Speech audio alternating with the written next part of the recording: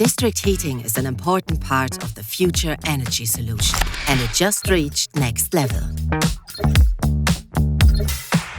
Bling bling. Optimizing the processes in DH has lowered operating temperatures, opening up new opportunities for utilizing modern materials like plastics for piping systems.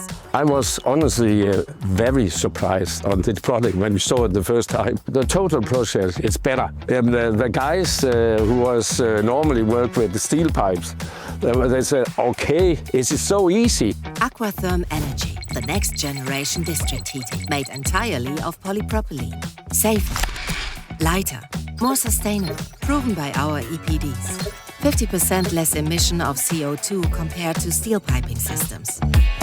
The district heating plants really struggle with corrosion on steel pipe. PP have no corrosion. The welding is so fast. A few minutes we have welded the two pipes together. Look forward to minimized trench work. Say goodbye to welding in dirty ditches. Aquatherm Energy is assembled above ground. Obstacles? Just bend it. How about making more daily progress?